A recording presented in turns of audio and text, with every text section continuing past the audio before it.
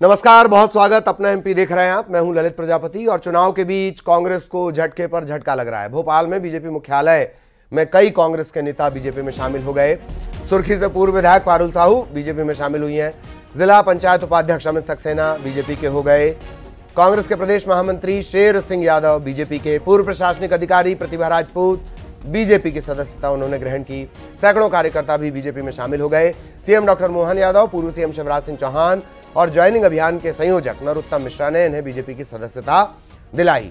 इस मौके पर सीएम डॉक्टर मोहन यादव ने कमलनाथ और रकुलनाथ पर निशाना साधा। सीएम ने कहा कि कमलनाथ ने छिंदवाड़ा में अपने परिवार के अलावा किसी को आगे बढ़ने नहीं दिया, लेकिन इस बार यहां बीजेपी शानदार जीत हासिल करेगी।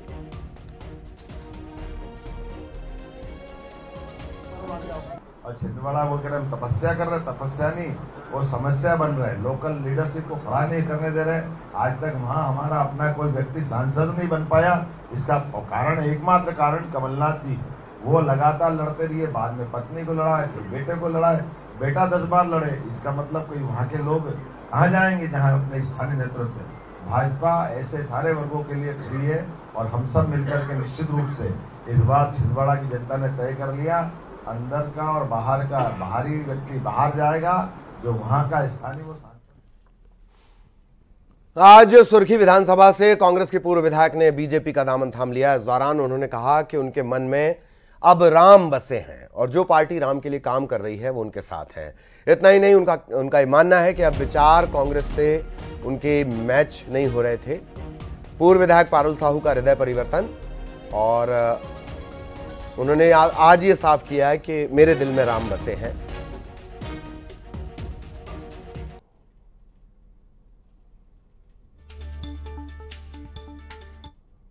लगातार जारी है। पारुल साहू जी ने आज बीजेपी ज्वाइन की है, वो हमारे साथ मौजूद हैं। मैम, आप बीजेपी में लंबे समय तक रही, फिर कांग्रेस चलेंगे वापस से बीजेपी, कैसे ये हृदय परिवर्तन हुआ?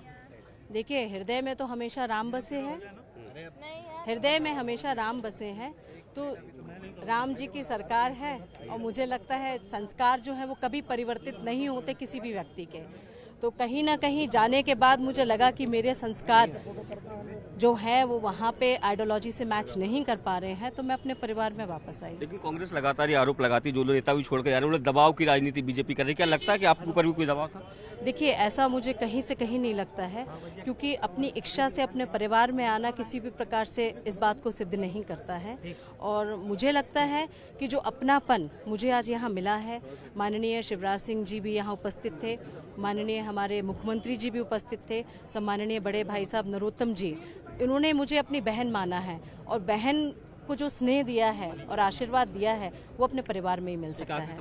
अब बीजेपी में अपनी भूमिका कैसे देख पा रही है? जो पार्टी तय करेगी, क्योंकि भारतीय जनता पार्टी के संस्कार ऐसे ही हैं कि जो हम सब कार्यकर्ता के तरह काम करते हैं और जो भूमिका तय करती है वो पार्टी करती है। बहुत बहुत धन्यवाद। देखिए, पारुल साहू जी, जिनका साफ तौर पर ये कहना है कि हृदय में तो हमेशा राम थे और जो कांग्रेस की आइडियोलॉजी है उससे उनकी मैच नहीं खा रही, तो यही कारण है कि एक बार फिर उन्होंने बीजेपी में वापसी की है। दीपक कुमार के साथ सैलन सिंह, न्यूज़ 18।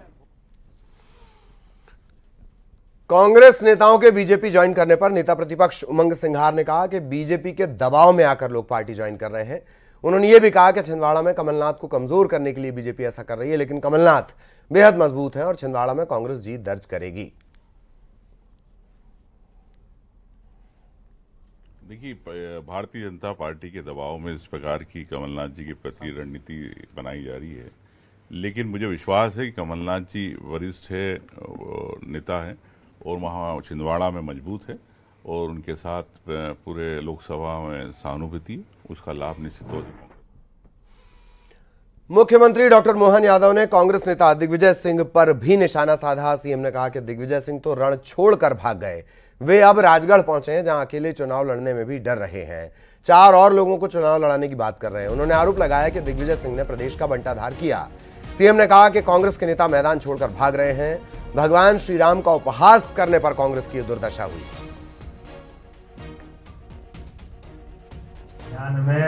यहाँ के दिग्विजय कांग्रेस वाले तो मैदान छोड़ के पहले ही भाग गए भोपाल से।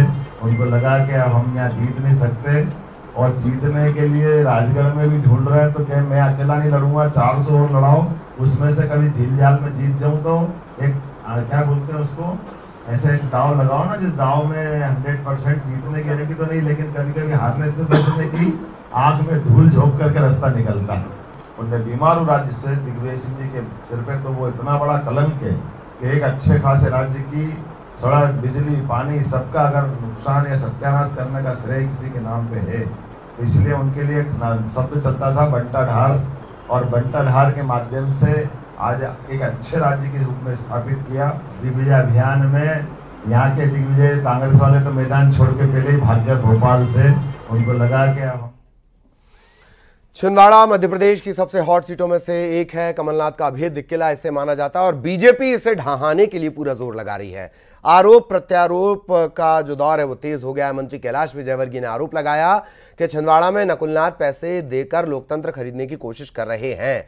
नकुलनाथ के घर नोटों के बंडल हैं, इसका इस्तेमाल वो मतदाता को रिश्वत देने के लिए कर रहे हैं। कि ये लोकतंत्र को नोटतंत्र के माध्यम से खरीदना चाहते हैं। नकुलनाथ जी बिल्कुल घबरा गए हैं। भारतीय जनता पार्टी की आंधी चल रही है, मोदी जी की आंधी चल रही है, और मुझे लगता है कि उनको हार बहुत साफ दिखाई दे रही है। इसीलिए उन्होंने अब नोट तंत्र का सहारा ले लिया। कहीं बर्तन बांट रहे हैं, कहीं शराब बांट रहे हैं। अभी मुझे अहीर समाज के लोग आकर मुझसे मिले, कहा कि हमको बुलाया था और कहा कि 15 लाख रुपए का आपका मंगल भवन बना देंगे। इस प्रकार लोकतंत्र को नोटतंत्र के माध्यम से खरीदने की नकुलनाथ कोशिश कर रहे हैं।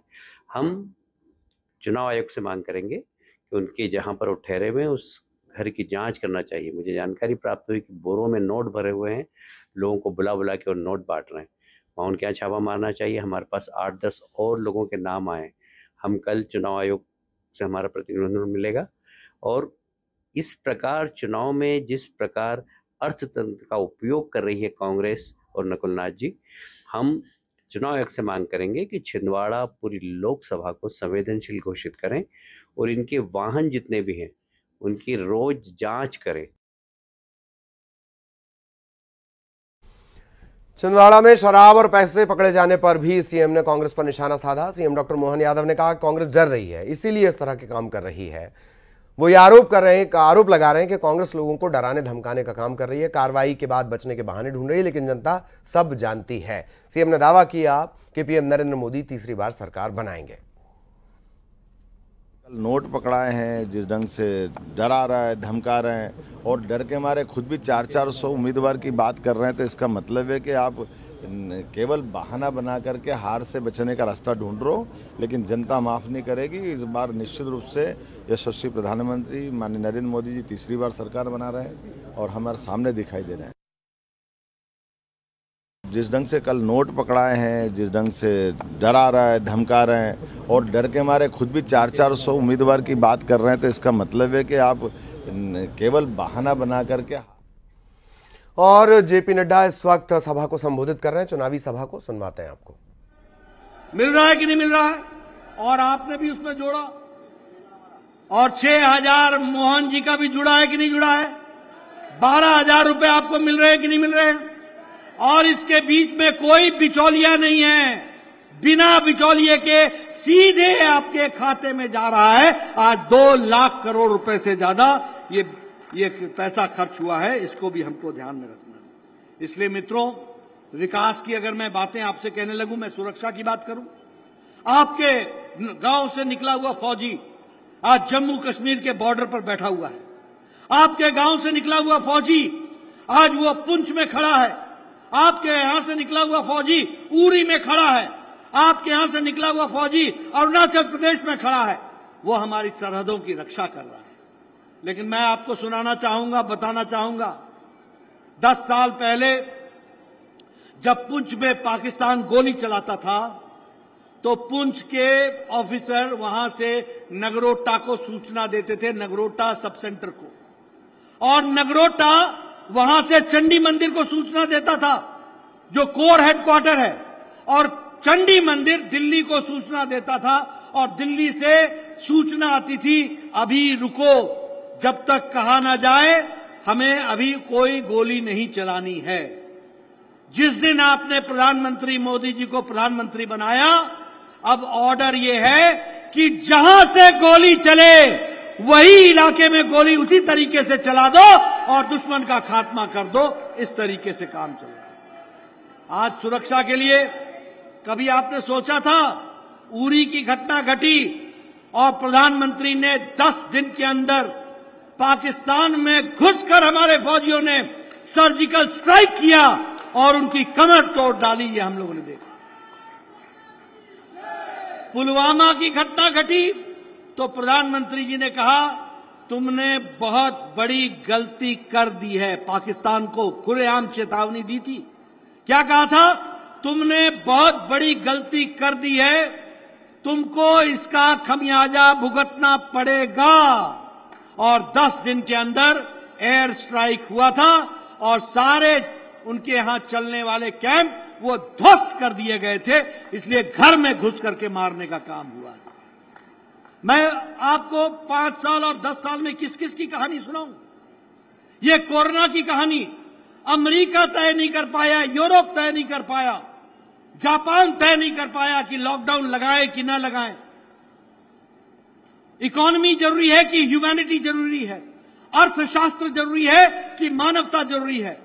लेकिन प्रधानमंत्री मोदी ने लॉकडाउन लगाया, 140 करोड़ की देशवासियों को बचाया और कहा जान है तो जहान है। और जब हम तैयार हो गए कोरोना से लड़ने के लिए तो फिर कहा जान भी है और जहान भी है। लॉकडाउन हटा करके हम आगे बढ़े। मित्रों, देश कैसे चलता है कभी आपने देखना कि ये किस तरीके से कोरोना की दवाई बनी। 9 महीने के अंदर इस देश में दवा को आने में 25 साल लगे, 28 साल लगे। मैं बतौर स्वास्थ्य मंत्री, पूर्व स्वास्थ्य मंत्री बता रहा हूं, ट्यूबरक्लोसिस की दवाई को आने में 28 साल लग गए, डिप्थेरिया की दवाई को आने में 25 साल लग गए, टेटनस की दवाई को भारत में आने में 30 साल लग गए, जापानी बुखार की दवाई को आने में 100 साल लग गए। और मोदी जी ने पहला कोरोना का केस 20 जनवरी 2020 को आया था और 2020 के अप्रैल में मोदी जी ने टास्क फोर्स बैठाया था और 9 महीने के अंदर मोदी जी ने एक नहीं 2-2 वैक्सीन बना करके दे दी। ये भी भारत ने देखा है। और 220 करोड़ डबल डोज वैक्सीन आपको लगी, साथ में बूस्टर लगा, साथ में 100 देशों को दवाई वैक्सीन मैत्री के तहत पहुंचाया गया और साथ में 48 देशों को मोदी जी ने मुफ्त में दवा दी, मुफ्त में वैक्सीन पहुंचाई। ये तरीका रहा। लेकिन मैं यहां याद दिलाना चाहूंगा आपको इंडिया अलायंस के बारे में। यही नेता थे जो बोलते थे भारत का टीका ठीक नहीं है, इसका ट्रायल ठीक नहीं हुआ है, ये तो मोदी टीका है, इससे जान नहीं बचेगी। कहते थे कि नहीं कहते थे? आपको गुमराह किया था कि नहीं किया था इन लोगों ने? आज जो आपसे वोट मांगने आए हैं, इन सब ने हमारे इंडिया की वैक्सीन के बारे में शंकाएं खड़ी की थी कि नहीं की थी? और कहते थे ये मोदी टीका है, मोदी टीका है, और बाद में चुपके चुपके जाके खुद लगा लिया मोदी टीका। और मेरे को मिले संसद में, मैंने कहा ट्वीट नहीं किया तूने? वैसे तो तू हर बात की ट्वीट करता है, अब जब टीका लगा तो ट्वीट नहीं किया। मैंने कहा कैसा लगा तेरे को मोदी टीका? ठीक लगा? अब 2019 तारीख को फिर से मोदी टीका लगेगा, यह भी आपने ध्यान रखना। और 400 पार हम करेंगे, इस तरीके का हम काम करेंगे। मित्रों, एक बात मैं और आपसे करना चाहता हूं। ये इंडिया अलायंस, मैंने आपके सामने लंबी गाथा विकास की आपके सामने रखी है। बोलिए, मोदी जी के नेतृत्व में विकास हुआ है कि नहीं हुआ है? गांव का विकास हुआ है कि नहीं हुआ है? महिलाओं को नारी सशक्तिकरण हुआ है कि नहीं हुआ है? युवाओं को ताकत मिली है कि नहीं मिली है? आप बताइए कि विकास में रेल में काम हुआ है कि नहीं हुआ है? एयरवेज में काम हुआ है कि नहीं हुआ है? सड़कें बनी है कि नहीं बनी है? ग्रामीण सड़क बनी है कि नहीं बनी है? हर तरीके से विकास हुआ है कि नहीं हुआ है? अब दूसरी ओर इंडिया अलायंस, ये घमंडिया अलायंस, ये चुनाव लड़ रहे हैं, हताशा में हैं, बौखला गए हैं, हार निश्चित सामने दिख रही है, समझ में नहीं आ रहा है। ये घमंडिया अलायंस, ये इंडिया अलायंस किस बात का अलायंस है? ये 2 बातों का अलायंस है, 2 बातों का। एक अलायंस है कि मोदी जी कहते हैं भ्रष्टाचार हटाओ, बोलते हैं कि नहीं बोलते हैं? और ये कहते हैं भ्रष्टाचारियों को बचाओ। मोदी जी कहते हैं भ्रष्टाचार हटाओ और ये बोलते हैं भ्रष्टाचारियों को बचाओ। और मोदी जी ने लाल किले के प्राचीर से कहा और बाद में चूरू में भी उसको दोहराया है कि हम तीसरी बार प्रधानमंत्री बनेंगे और भ्रष्टाचारियों के खिलाफ फिर से मुहिम चलाएंगे और उनको जेल भेजेंगे। इस तरीके का बात कही। दूसरा ये सारे घमंडिया अलायंस वाले ये परिवारवादी पार्टियां हैं, इनको आपसे कोई लेना देना नहीं है। ये परिवार बचाने में लगे हैं, इनको परिवार से ज्यादा कुछ नहीं दिख रहा। बोलिए ऐसे लोगों को आगे आने देना है क्या? आने देना है क्या? मैं आपके सामने बताना चाहता हूं। आप बताइए, कांग्रेस ने कोयला घोटाला किया था कि नहीं किया था? आप बताइए, कांग्रेस ने कॉमनवेल्थ गेम्स का घोटाला किया था कि नहीं किया था? आप बताइए, कांग्रेस ने पनडुब्बी का घोटाला किया था कि नहीं किया था? आप बताइए, कांग्रेस ने अगस्ता वेस्टलैंड का घोटाला किया था कि नहीं किया था? आप बताइए, कांग्रेस ने चावल घोटाला किया था कि नहीं किया था? आप बताइए, कांग्रेस ने चीनी घोटाला किया था कि नहीं किया था? आप बताइए, कांग्रेस ने अबरक का घोटाला किया था कि नहीं किया था? देखो, आप बताइए, इन्होंने 2G घोटाला किया था कि नहीं किया था? 3G घोटाला किया था कि नहीं किया था? कांग्रेस ने ना अंतरिक्ष छोड़ा, ना आकाश छोड़ा, ना धरती छोड़ी, ना पाताल छोड़ा। तीनों लोक में इन्होंने भ्रष्टाचार ही भ्रष्टाचार किया है। आप बताइए, मुलायम सिंह ने गोमती रिवर फ्रंट का घोटाला किया है कि नहीं किया है? लैपटॉप का घोटाला किया है कि नहीं किया है? फूड ग्रेन का घोटाला किया है कि नहीं किया है? आप बताइए, लालू यादव ने चारा घोटाला किया है कि नहीं किया है? वो मवेशियों का चारा खा गया, चारा घोटाला किया कि नहीं किया? जमीन के बदले नौकरी देने का घोटाला किया कि नहीं किया? अलकतरा घोटाला किया कि नहीं किया? आप बताइए, डीएमके के स्टालिन के सरकार ने बालू का घोटाला किया कि नहीं किया? आप बताइए, उनके पास 1,34,000 करोड़ रुपए की प्रॉपर्टी है कि नहीं है? आमदनी से ज्यादा प्रॉपर्टी का केस चल रहा है कि नहीं चल रहा है? आप बताइए, ममता के मंत्रियों ने टीचर के भर्ती के घोटाले में घोटाला किया कि नहीं किया? भर्ती घोटाला किया कि नहीं किया? और उन्होंने गाय के तस्करी में घोटाला किया कि नहीं किया? और उन्होंने रोज वैली घोटाला किया कि नहीं किया? आप बताइए, जेएमएम ने जमीन का घोटाला किया कि नहीं किया? मुख्यमंत्री ने अपने नाम पर घोटाला किया कि नहीं किया? और आप बताइए, केजरीवाल ने शराब घोटाला किया कि नहीं किया? आप बताइए, दवाई का घोटाला किया कि नहीं किया? ये सब घोटालेबाज है कि नहीं है? अब आप बताइए, राहुल गांधी बेल पर है कि नहीं है? आप बताइए, सोनिया गांधी बेल पर है कि नहीं है? आप बताइए, पी चिदम्बरम बेल पर है कि नहीं है? आप बताइए, ये संजय सिंह बेल पर है कि नहीं है? आप बताइए, लालू प्रसाद यादव बेल पर है कि नहीं है? आप बताइए, अभिषेक के खिलाफ कार्रवाई हो रही है कि नहीं हो रही है? आप बताइए, हेमंत सोरेन जेल में है कि नहीं है? आप बताइए, अरविंद केजरीवाल जेल में है कि नहीं है? आप बताइए, मनीष सिसोदिया जेल में है कि नहीं है? आप बताइए, सत्येंद्र जैन जेल में है कि नहीं है? आप बताइए, केसीआर की बेटी कविता जेल में है कि नहीं है? आप बताइए, ये SP leader Azam Khan jail में है। और लगातार खबरों का सिलसिला जारी रहेगा, ब्रेक के लिए रुक रहे हैं।